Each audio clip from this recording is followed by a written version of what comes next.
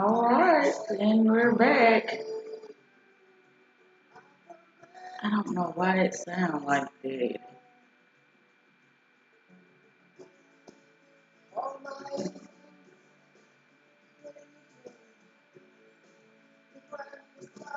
No, it's gonna sound like that.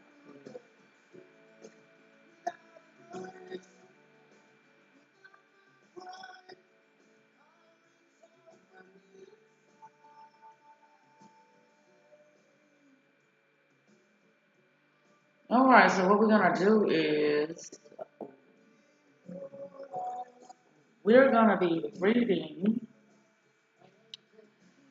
from this interesting information that I have right here. So you can see that. There you go. How the mind makes the man.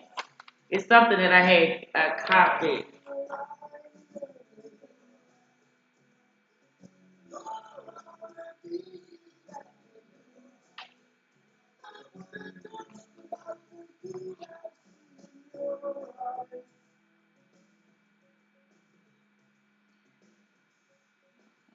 Make sure everything is going good before.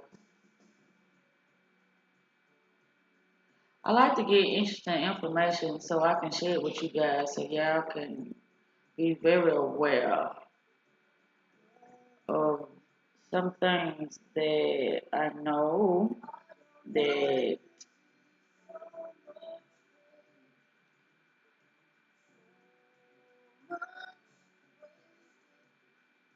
is not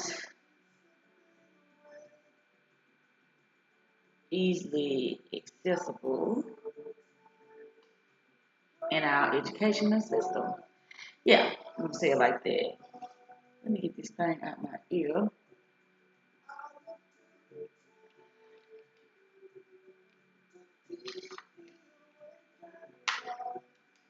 All right, so let's dive on in this thing, shall we? Okay, it says how the mind makes the man. Man gradually grows into the likeness of that which he thinks of the most. This is another important metaphysical law and is so closely related to the law presented in the preceding chapter that analyzes given for one will naturally explain the process of the other. However, so what I did was I skipped y'all. It's other things that's in here too, but I wanted to make sure that I did this one first because I know that this is the most informative part of this. Not that all of it isn't, but I just wanted to dive a little deeper. I wanted to dive in on this particular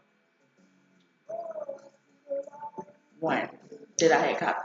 So that I had to say that because it was saying something about the preceding chapter that analyzes given for one would naturally explain the process of the other. Okay, however, this second law is distinct from the first one in many of its phases. It is so full of possibilities that the understanding of its applications opens up a vast world of changes in attainment along a number of lines. We become like the thoughts we think because the creative power of thought is the only creative power that we have within us.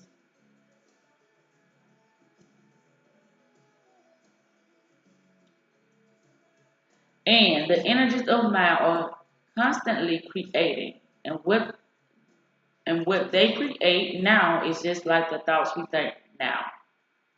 Since every physical condition, every mental state, and every phase of character, since all these things are fashioned after our predominating thoughts, and since the capacity of every faculty and the quality of every talent are determined by the thoughts we think, we must naturally conclude that there can be no greater art than the art of correct thinking.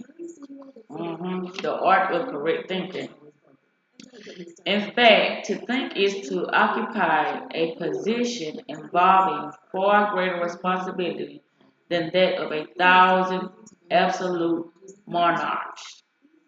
And when we realize this, we will not permit a single thought to take shape and form in our minds without first determining upon the value of that thought.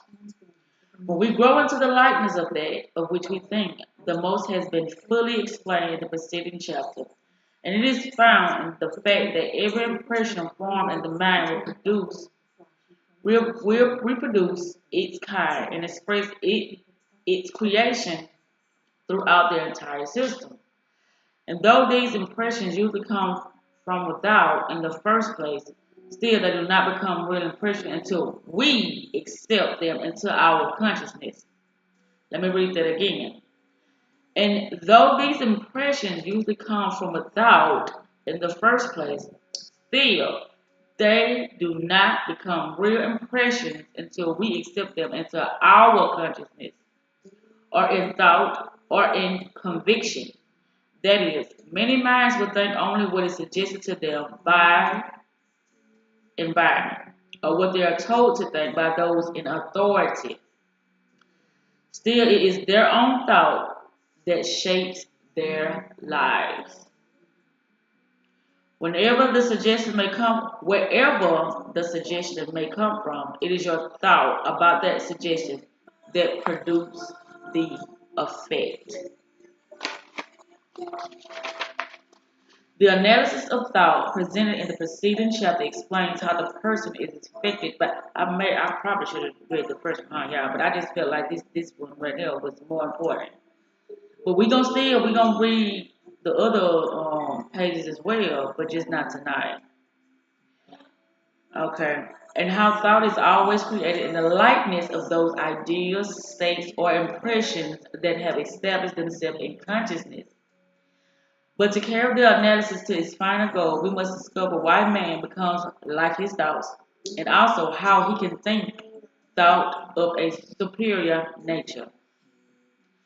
And this we discover through the workings of the law now under consideration.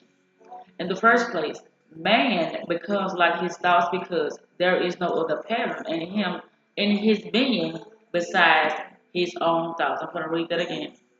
In the first place, man becomes like his thought because there is no other pattern in his being besides his own thought. No matter who it came from, it's still your thought. Because you the one got to process it and analyze it. And when you do all that, it streams some type of emotion. The creative force of his mind and personality always create according to the image and likeness of the strongest and deepest impression in consciousness. And all such impressions are produced by the process of thinking.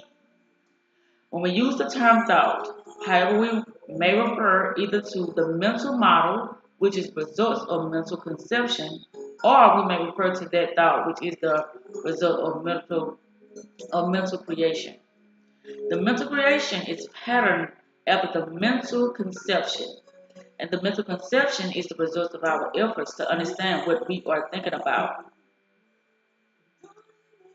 Mental conception is conscious and therefore under our control, while mental creation is subconscious and is therefore beyond our control. That's why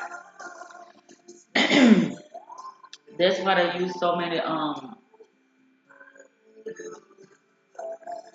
commercial strategies, repetition. Excuse me. The more you hear something, the more it's gonna get embedded into your subconscious mind. Okay. Um, the mental creation is pattern. Okay, we did that. Mental conception is conscious and therefore under our control, while mental creation is subconscious and is therefore beyond our control. But we do not have to control mental creations. Those creations will be just like our mental conceptions. Therefore, when we form only such mental conceptions as we like, we shall have only such mental creations as we like.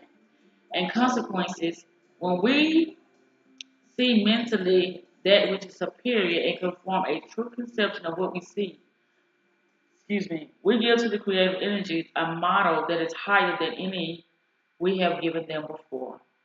Accordingly, the mental creations will be superior. And here we should remember that these creations are not wholly abstract, but are in most instincts as concrete or tangible as the body itself. The creative energies of the human system act both in the mind and the body, though their central field of action is always in the subjective or inner side of things.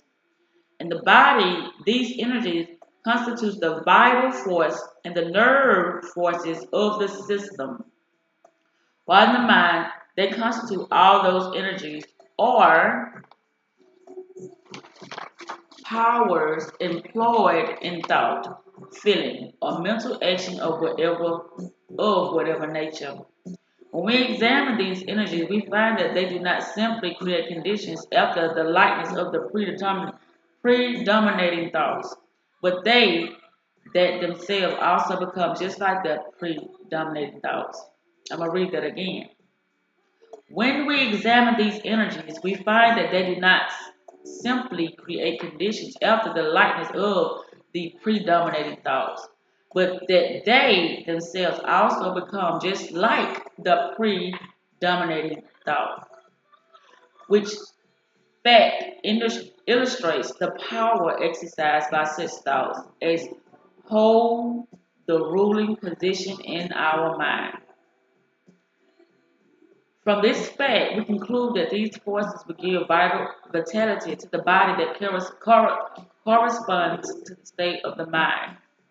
So that if there is anything wrong in the subjective state of the mind, these forces will convey those wrong conditions to the body.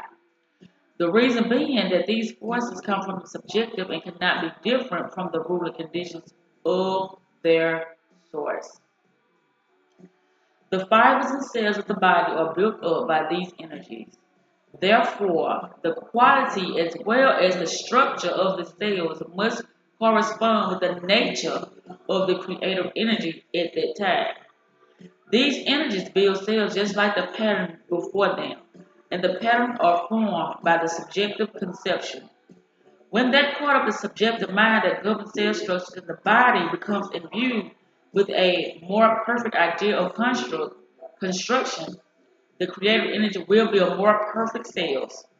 And when the part of the subjective mind that governs physical shape and form receives a better conception of shape and form, these creative energies will naturally build a body that is more perfect as to shape and form.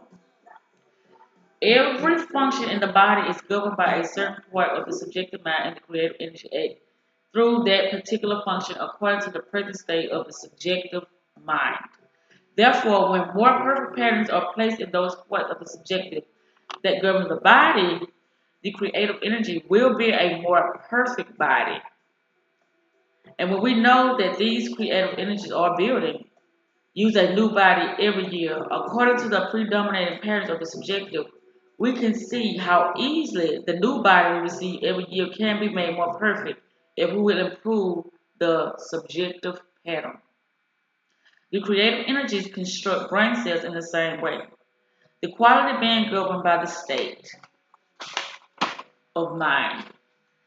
And the part of the brain that is to receive the largest group of cells is determined by the tendencies of the mind. I'm going to read that again. And the part of the brain that is to receive the largest group of cells is determined by the tendencies of the mind. In the world of talents and faculties, the creative energies construct concepts that every talent is actually composed of all the concepts that the mind has formed while trying to understand the nature and possibilities of that talent. In the formation of character, the creative energies do their work in constructing desires, motives, purpose, and the like. And in every instance, they form these characteristics according to the predominating thoughts on the subject. And the construction of the spiritual attitudes in higher attainments, the process is very similar, though in these instances the pattern is gained through faith instead of subjective mentations. Why man grows like the likeness of that which he thinks of the most. Why man grows into the likeness of that which he thinks of the most becomes perfectly clear when we understand how the creative energies work. That is, that they always create after the likeness of the subjective patterns.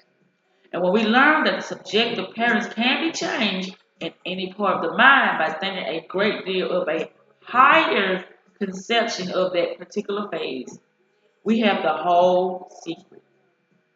When we think a great deal along any line with a higher conception before us, we finally establish the higher conceptions in the place of the old one. When we hold an idea in mind a long time, that idea will become a predetermining idea. It will become larger and stronger than the other ideas and will consequently be selected as a model by the creative energies.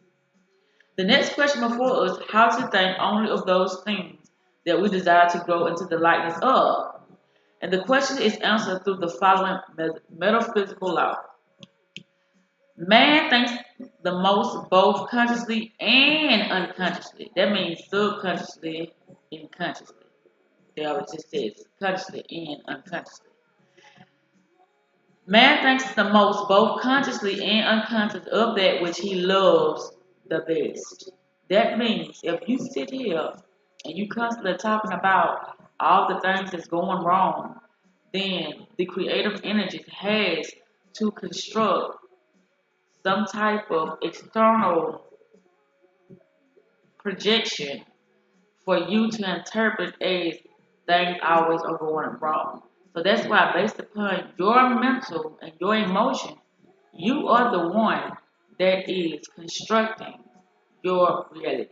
Or should I say, you are the one that is manifesting your reality at all times, even if you don't know you're doing it. This is why it's very, very imperative that we understand how to utilize our mind power. The simplest way to govern thought is to do so through love. When we love the lofty and the noble, we naturally think a great deal of those qualities without trying to do so.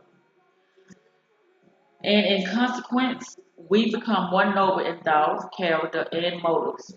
If we wish to develop the greater and the higher within us, we must love everything that contains greatness.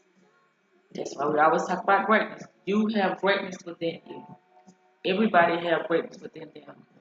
But based upon how aware they are of themselves, meaning when I say aware of yourself, meaning you got to have a vision for your life. You have to be the one that sets the stage of you knowing where your thoughts are going to constantly be due to the fact of what you're watching, listening to, and the people you are around. Because all those things will be influencing you when you are in the same space as those particular thoughts.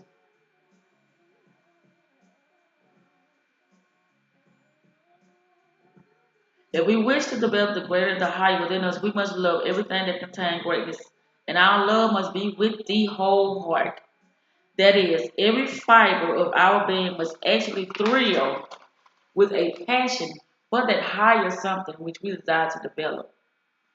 My higher something that I desire to develop is my abilities to always be in my intuitive power.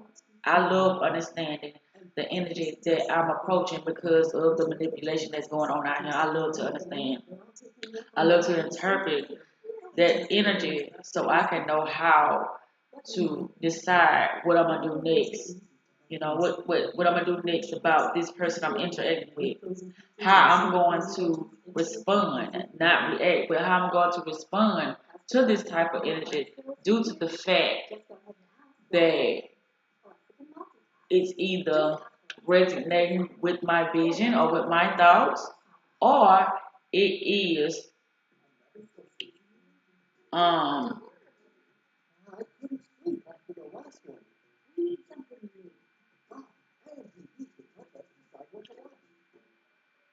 it's moving me away from my vision, or it's taking me out of my energy field of my particular thought.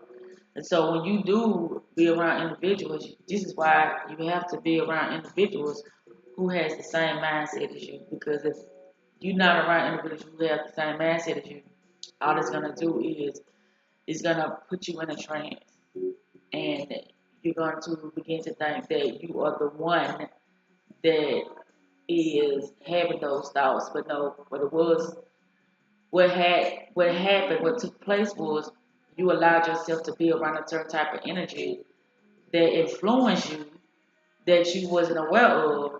Now it is determining what kinds of thoughts you are having, which they didn't come from you, but you're gonna think it's you because it's you how you process the thought that is going to determine what will be your next thought or how you feel about it.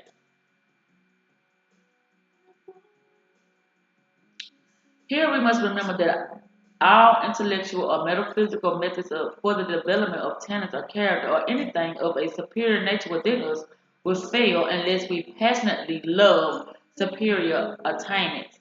The man who loves honesty, justice, and virtue will become honest, just and virtuous. Though if he does not naturally love those things, no amount of moral training can change his character. Wow. Millions of people are praying to become better, more noble, and more spiritual, but too many fail to receive answers to such prayers. And the reason why, and the reason why is found in the fact that and the reason why is found in the fact that they do not love as deeply as they should those superior attainments for which they are praying. They may desire those things in a superficial way, but that is not sufficient. Real love alone will avail because such love goes to the very depth of life and touches the very essence of being itself. When we, as a race, will begin to love the superior and the divine with the same depth that we love gold or material pleasures, we shall become a superior race. When we love divine qualities with the whole heart, we should think a great deal of such qualities and more, and the more we will try to understand the inner nature of these qualities, the higher the higher this understanding becomes, the higher will our conception of divine and spiritual become. And the higher those concepts are, the higher will be our thoughts. Now y'all see why frequency matter? Because your frequency dictates if you high or low. I told you the frequency is your emotions. Vibrations are your thoughts and your ideas. And since the outer man is fashioned after the ruling thoughts of his mind, we shall in this way steadily rise in the scale of life until we become in mind and personality like those higher thoughts we have learned to think. In other words, we shall manifest in the without more and more of the divinity that is within. And that such a process will in time transform humanity into a superior race anyone can readily understand. Mhm. Love, however, is not mere sentiment, nor is it ordinary emotionalism. Love also has quality. There is no ordinary love, and look at that shawty talking about no, that ain't ordinary love. There's something else right. Therefore, the love with which we love must be developed into a greater worth, and we are to penetrate the realms of worth through our love. The reason why we naturally think the most about what we like the best is found in the fact that there can be no division in love. When you actually love something, that something will receive your undivided attention. That's right. And as all your thoughts goes where your attention is directed, you will in this manner give all your thought, both consciously and unconsciously, to that which you love. This we all know from our own personal experience.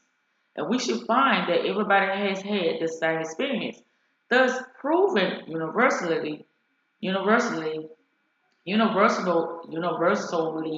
the absoluteness of this law. We have all seen people become beautiful in countenance and character if they have begun to love some high and noble purpose. And we can find thousands who have become more and more common because they have continued to live the ordinary. By living the ordinary, they naturally become like the ordinary. Thus, their mental action become inferior, and both mind and personality become inferior in proportion. The elements of the body may be in a low state of action and express grossness, or they may be in a high state of action and express refinement. And the state of mind determines what those actions are to be, whether they are to be crude or refined. The low coming mind invariably gives sluggish or crude actions to the system. And in such a person, the physical form looks very much like ordinary clay. But a lofty mind, a mind that is living in the ideal, in the beautiful, in the realization of the marvelous possibility of mind, gives highly refined actions to the body. And such a body would naturally be superior in fineness, quality, and substance. It is therefore true that there are people who are made of a finer clay, not because they have come from so-called noble ancestors, but because their thoughts have become beautiful, lofty, and high. The attitude of love towards all that is superior should be cultivated with the greatest enthusiasm. And the love itself should also be made superior as we advance in the realization of true worth. And the realization of true worth. When you know your worth, you move differently, you think differently, you just change your perception on life and people. Also, the people that you have been recently around. Your whole mentality will change due to your higher understanding of what's going on within this reality, what's going on within your life, what's going on within your inner self, because we focus so much on the outer self.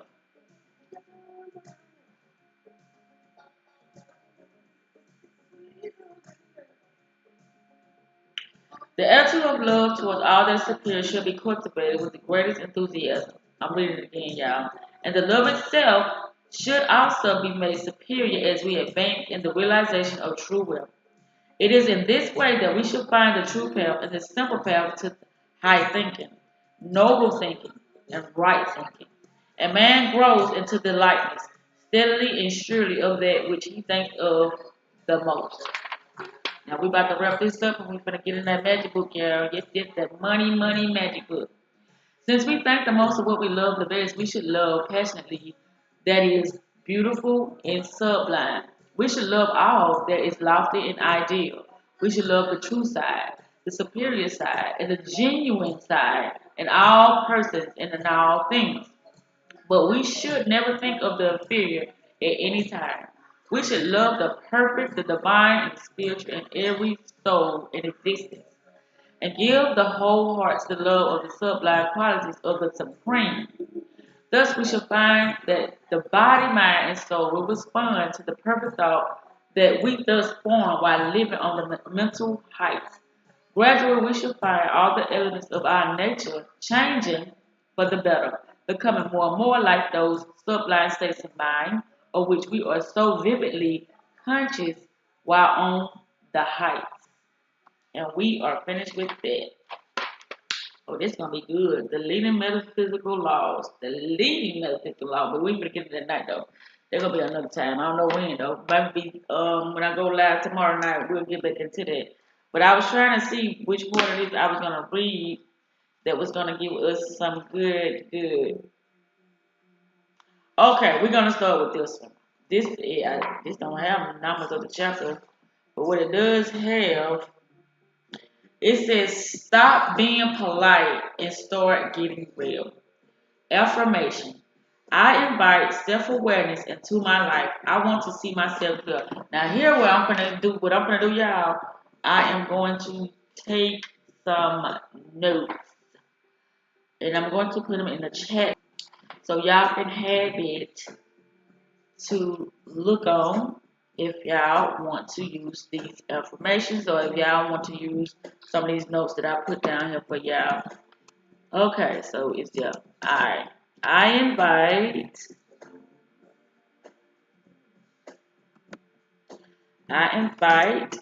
self-awareness. Self-awareness is so important when it comes to us really understanding who we are and understanding those outside of us into my life.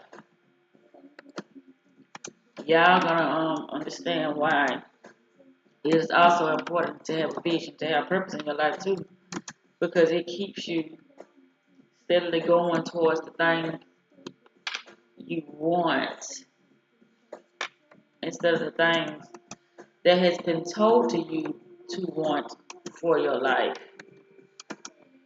You can want whatever you want within this realm. So it would be wisely to want the things that will enhance your life. Don't y'all think so? It says, I invite self-awareness into my life. I want to see myself clearly. I love seeing myself clearly. I love it when people tell me something about myself that I wasn't aware of within that moment in time. Because what I do is I would, go within myself and really take a good look by doing shadow work. Shadow work, I told y'all, is when y'all really see what y'all selves and you just, analyze your thoughts. That's also what meditation is for as well. It's for you to not, judge your thoughts, but to observe your thoughts. That's why I told you I'm coming out with this system called manifesting coding and what I said, manifesting coding and observation. That's the name of the system, manifesting coding and observation. And what that's going to do, it is going to allow us to have techniques that are going to keep us focused because we can become easily distracted, especially with our day-to-day rituals, which are routines that we do consistently, that we can really entrap ourselves in a particular trance that does not belong to us. That's why I also said that you can put yourself in a trance or something outside of yourself to put you in a trance. And you can start to believe that it's you when it won't be you. So, with that said, let's dive in. What does this say?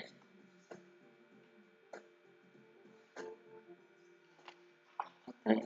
Oh.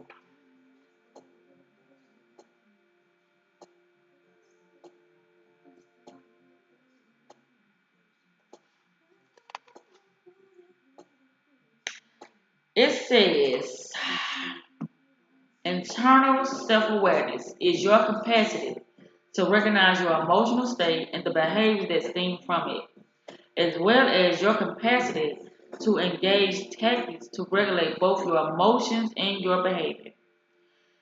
External self-awareness is a cognizance of how others may see you and how your action and behaviors are perceived. If you're just beginning this type of work, your first step is going to be to strengthen your observational self. Our inner observer is the part of us who will help us develop self-awareness through monitoring our thoughts, feelings, and actions with objectivity. Imagine a mini you with a clipboard and a hard hat, ready to get trained on the job. I do that all the time, but not with the. I do the imagining part because the imagining part would be you utilizing your creative forces. It might feel awkward, but everybody got to start from somewhere. And it's important to understand that we don't have this observing self unless we develop it.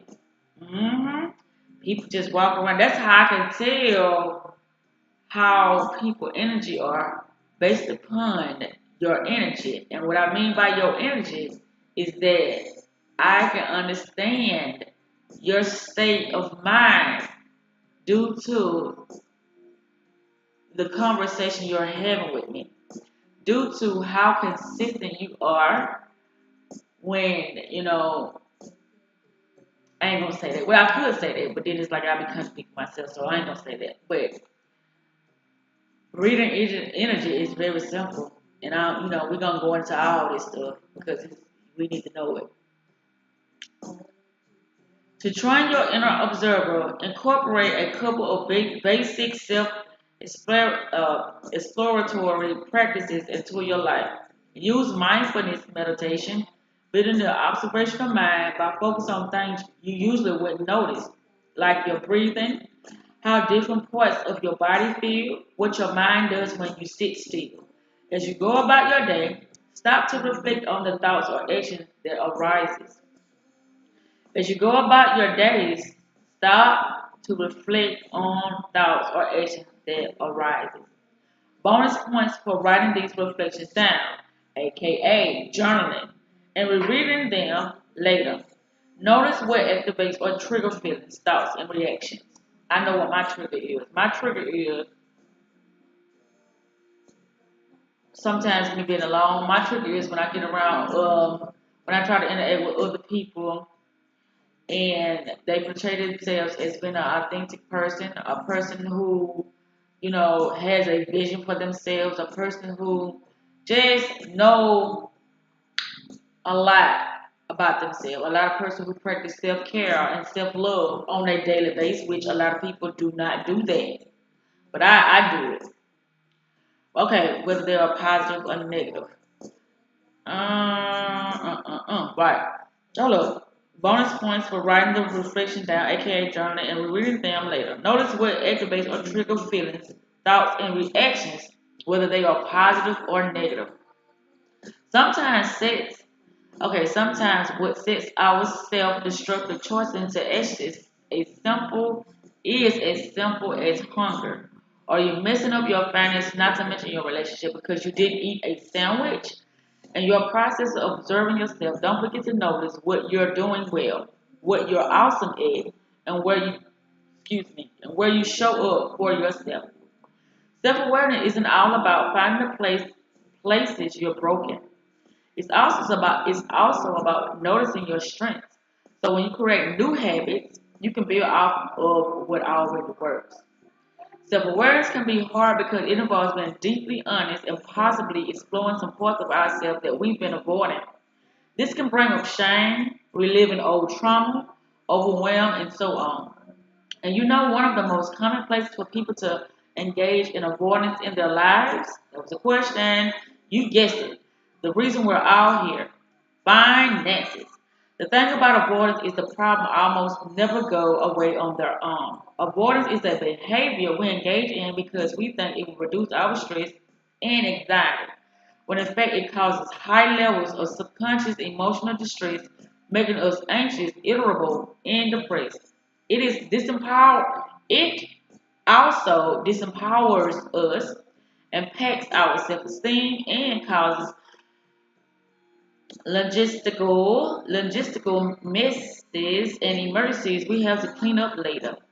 When I avoid something, I still have to manage the symptoms of the problem in my day-to-day life.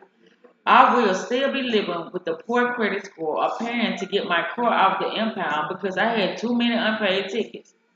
The issue is still demanding my energy and my attention, but all that energy is flowing towards managing the symptoms rather than exploring the possibility of healing the root cause of my financial woes. The unhealed parts of our finances make often harsh demands of us every single day. Don't forget to take your relative position of societal privilege into consideration when doing self observation work. The more privilege you experience, the greater chance that you will have an undevelopment lens of self awareness. Particularly external self awareness, understanding accurately how you are perceived and your impact on settings. More in intersecting oppressions you okay. More intersecting oppressions you experience. I'm gonna read the whole thing again.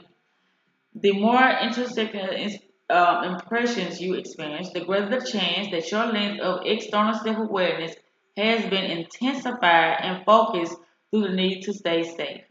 You may be hyper aware of how you are perceived by others, including what behaviors are deemed tolerable with regards to the outside world. This can impact your capacity to focus on internal self awareness. An example of this might be as a woman or a female attending a family event. You may be so aware of and attuned to other people's subtle reactions to what you are wearing. Your hair, your nail style, and your weight that you find great difficulty accurately naming your feelings and tackling whether or not you're taking care of yourself. Afterwards, you might end up at home with a huge headache, not totally understanding why you feel unwell. Whether or not you relate to the experience of being the woman, Femi, with a people hung over, each of us is uniquely impacted by capitalist and cultural engagements to disown our embodiment knowledge. Research shows that people typically think they're most self-aware than they demonstrate they are. Oh, this is what I was talking about, child. I can see it, I can see it. A lot of people be like, I know who I am. And they'll start naming their name, and then they'll start saying all the things that they went through and stuff like that and all that stuff. That's not who you are. All you are is energy. You utilize the energy to create your reality, to manifest the things you want in your life that you feel like it's going to make your life more comfortable. But a lot of people don't know who they are because they in a trance due to the frequency vibrations that they are allowing themselves to consume on a day-to-day basis. But this takes repetition. If you find out it's something that you are paying attention to and it's not serving you for the greater good of your vision, then what you can do is you can just cut it off. You dismiss that thought. You can dismiss that emotion. You can dismiss the people that you are allowing yourself to interact with on a day-to-day basis. You can just cut all that stuff out. Let's see what we add. Embodied. Research shows that people typically think they are more self-aware than they demonstrate they are. We can all benefit. We can all benefit from putting our attention on our inner experience and upping our financial self-awareness. Look at both your what and your why. This means not just focusing on why you are the kind of person you are, but also considering what kind of person you are. In order to build your financial self awareness for the purpose of our journey, here are some things to notice and observe. Your behaviors. How do you act with money? Do you spend freely or avoid spending? Do you pay bills on time or later? Do you check your bank account balance or just cross your fingers that your card doesn't get declined? Your feelings. How do you feel when you think about touch? How do you feel when you think about touch, being, or hear someone talking about money? I'm loving. I get excited because what my goal is, well, one of my goals is I'm pursuing becoming a multi-millionaire.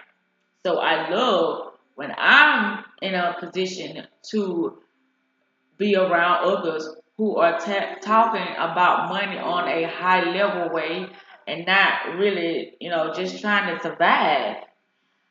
Because, surviving keeps you so stagnated because your mindset can't go above, your job or, whatever assistance you get or, your past. Things, your mindset cannot go no further than you challenge yourself to be. Okay, so do it make you anxious, nervous, proud, or calm? Notice the connections and similarities between situations that activate certain feelings for you. So if you feel overwhelmed, I'm still trying to figure out that word I wanted to say. It's the word I wanted to say, yeah. And I just stopped in mid breathing, and I'm like, what is that word? Because I was like, either you can You can progress, or that's right, or you can. I did it again, and it was at the tip of my phone. Y'all know what I'm talking about. You can progress, or you can revert back to old ways that wasn't giving you any good results anyway. I'm just saying that revert back, but that wasn't the word I wanted to use. Okay. It says so if you feel overwhelmed in relationship to money, don't just ask, why do I feel so overwhelmed? But also, what are the situations that make me feel overwhelmed? And why and what do they have in common? Your body. Reconnect with the feelings and intelligence of your body. The body holds a lot of information your conscious mind has forgotten. Physical tension can remain in our body in the aftermath of impactful experience and show itself through sensations. Track the sensations in your body when you interact with the idea of money or money itself. Does your jaws get tight when you get a bill in the mail? Do you feel a flush of shame in your cheeks when you think about how much you earn? This is very variable information. Pay attention to your energy levels. What drains you, feeds you, and fuels you up. Your history. Make a money timeline. Take a sheet of paper and a pencil and start a birthmark and start a birth. Hold up. It said take a sheet of paper and a pencil and start at birth.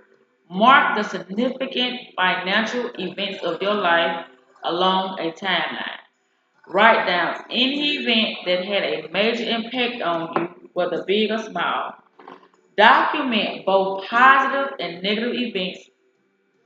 This could include seemingly big events like a parent losing their job, having to move for financial reasons as a child, getting an amazing scholarship or raise, as well as things like that may seem like small occurrence but had a big impact, such as overhearing a parent in distress about money, asking for an important item as a child and being told no, or being given a treat in a store while in full meltdown mode instead of experiencing what you really needed.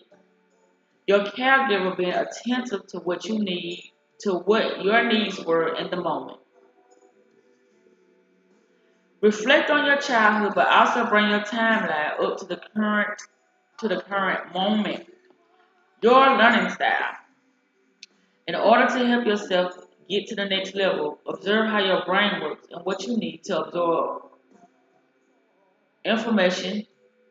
It says, observe how your brain works and what you need to absorb information or get work done. What motivates you? Write down a list of things that drive you to action. Can you find a way to leverage the things that motivate you to get some change cooking in your financial life? Now, everyone learns the same way, and therefore your financial education has to suit you. Thinking about learning experience you have enjoyed and feel successful in. Are you visual, auditory, kinesthetic? I know I said that wrong. Kinesthetic, rationally. Approach learning about money in the same way that you personally and individually learn about anything. Study it like school by reading a book, for example, this one. Nice work. Experience it orally through a podcast or a video. Work with it creatively like your art practice. Observe it like an organism if you are in a herbalist or a scientist. Explore and adventure with it. Do it in community or get a coach or accountability buddy. There is a place for you in money. Take an online test to determine your learning style and go from there. Your reflection. Get observation from the people around you. If you work with a professional, such as a therapist or a coach, ask them to talk to you about money and reflect back what they hear. Another path is asking trusted friends a few questions about how they see your financial behavior. Don't ask vague or open-ended questions. Definitely don't ask shit that you know is going to hurt your feelings or set your loved one up for you to be mad at them. Make your inquiries clear, specific, safe for everyone, such as, what do you see me spend the most on? Or do I seem uncomfortable when the topic of money comes up? Don't forget that you may get some feedback you didn't like or agree with. or that may challenge your perception of yourself. Be prepared to respond with appreciation and grace. It has to be consensual if your beloved, hold on, it has to be consensual. If your beloveds don't want to answer the question, don't push it or get pouty. The things that annoy and irritate you offer your also offer you a reflection. If something bothers you in someone else, it might be a sign that you have a problem with a similar quality of your own. Your thoughts, beliefs, and bias. Make a list of your beliefs about money. Do you believe it's good, bad, or neutral? What are your opinions on rich people, poor people, unemployed people? Is there a certain salary number you can't ever imagine surpassing? Just some fluffy casual stuff. Insert tears pouring down my face emojis here. Don't sacrifice your don't sacrifice your sovereignty to your parents. Let's touch back on a point we discussed earlier. Not all your financial problems are due to your personality, your parents' quirks, or your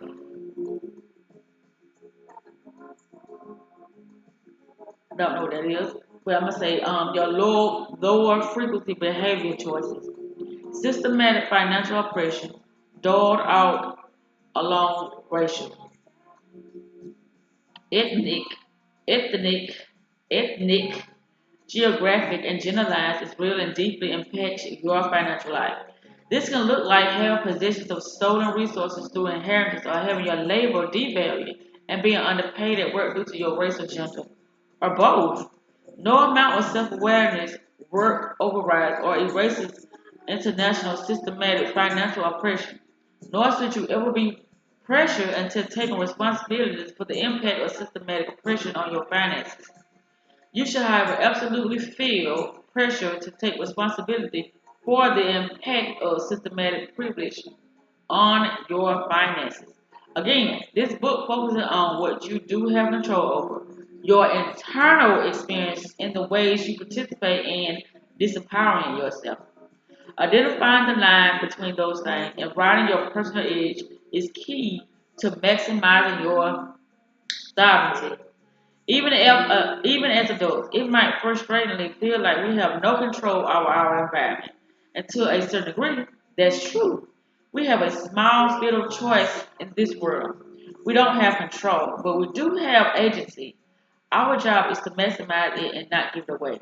It is crucial to acknowledge, identify, and reinforce the place where we have agencies. The work of this book is to identify the sphere of your own agency. The stronger we build that self-awareness muscle, the more clearly we will see where we arrange old patterns of behavior when we respond to current situations in an attempt to attain control or success. This is called iteration. Building a skill set and toolbox of self-awareness can help us know the ways we are replaying our patterns of trauma, earlier reactions, and outdated ways of being in our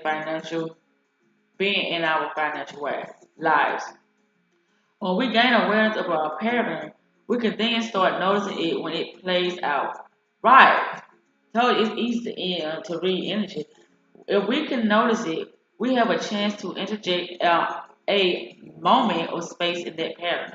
Slow it down, and fingers crossed, disrupt the patterns enough to revolutionize. I think I was looking for that word when I was telling y'all about the lower level and the high level. I can't think of that word, but I think that's what it is, disrupt. The pattern enough to revolutionize the way we respond.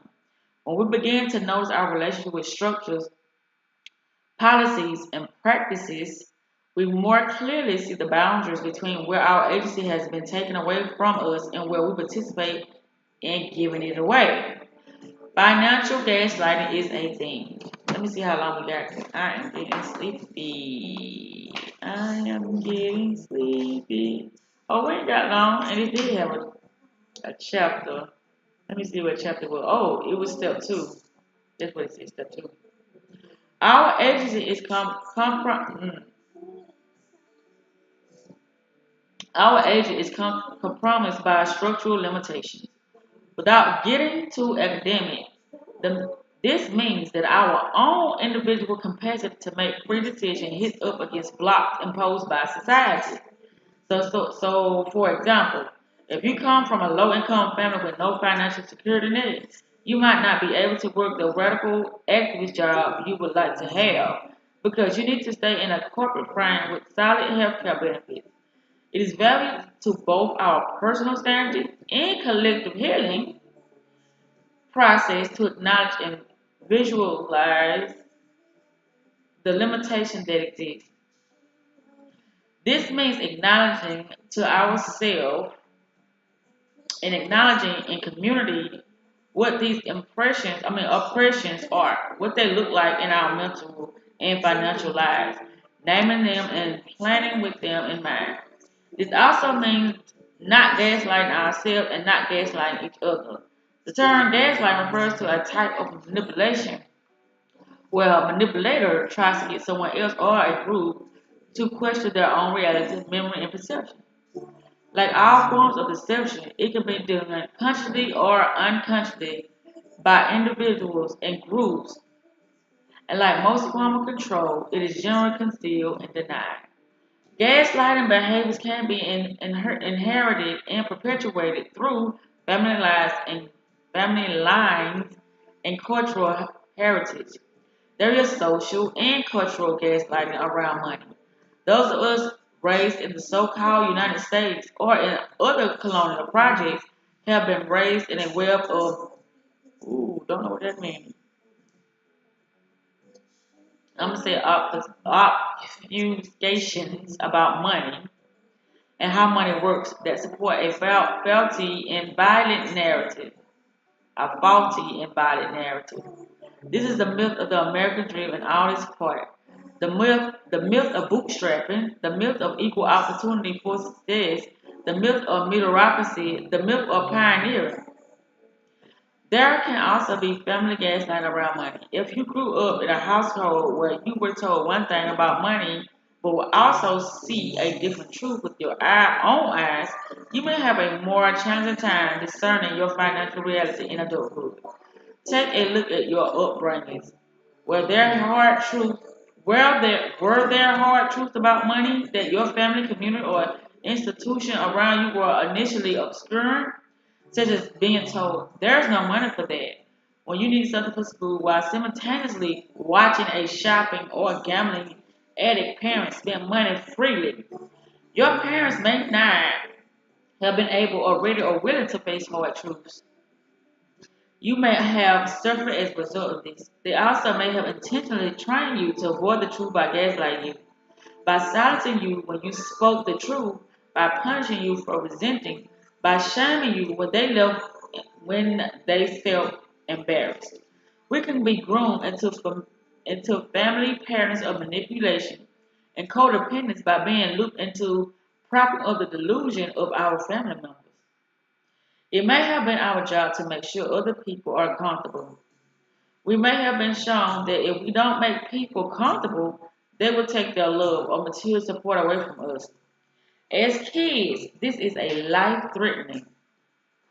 In adulthood, it's still stuck to be honest. Sometimes we even gaslight ourselves just um we'll gaslight ourselves to justify, deny our truth we don't want to or aren't ready to see. Notice where you are developed. Habits of obscurity, you'll find financial information and truth from yourself, even casually. These habits of mine are inherited and easy to slip into.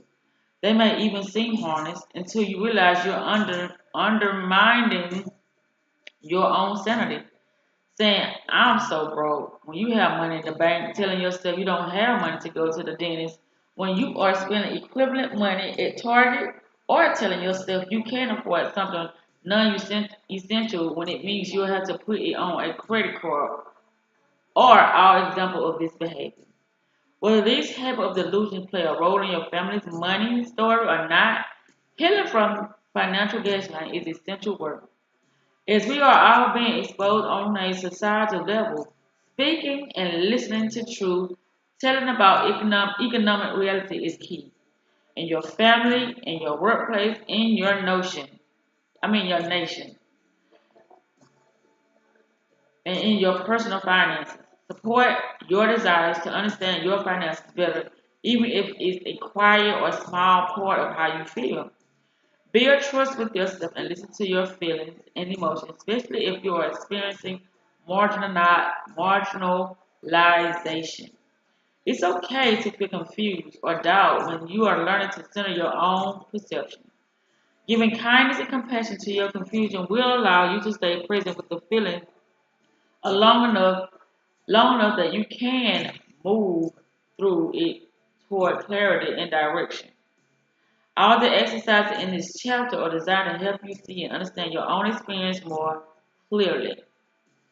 Take the time to really ground and center in. Take the time to really ground and center in the information that you find trusting that you can handle the truth. Reclaim your sanity, stand in the truth of what you see clearly, and arm yourself with your own financial facts, your numbers, and your self awareness. If people in your life aren't trustworthy or you know they are invested in their own mess, don't let them comment on or influence your financial goals or decision making. You are an adult. You are a ruler of your own life, and you are a beloved and honorable ancestor in the making. Be accountable to the souls of your descendants, whether they by birth or by choice.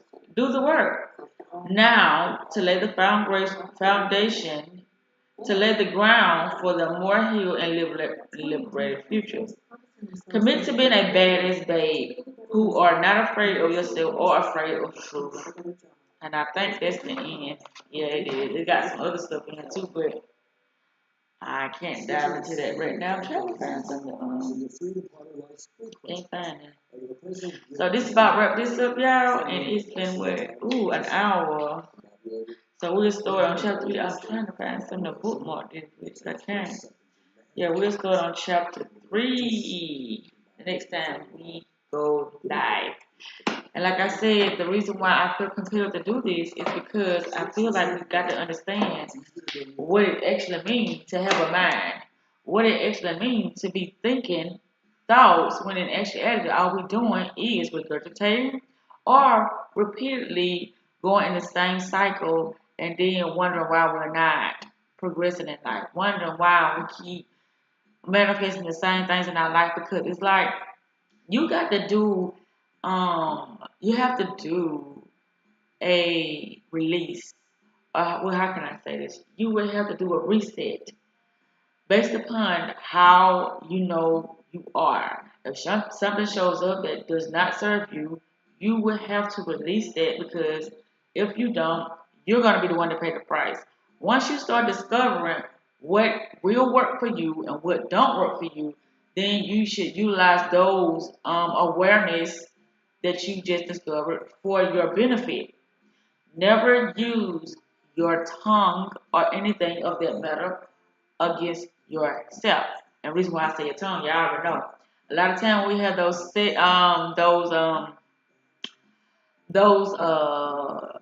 self talks. We tend to sometimes beat ourselves up based upon we're not having accurate or we're not daily challenging ourselves to better to better understand ourselves. So the thing is that the more we get to know ourselves, the more we attract better things into our reality.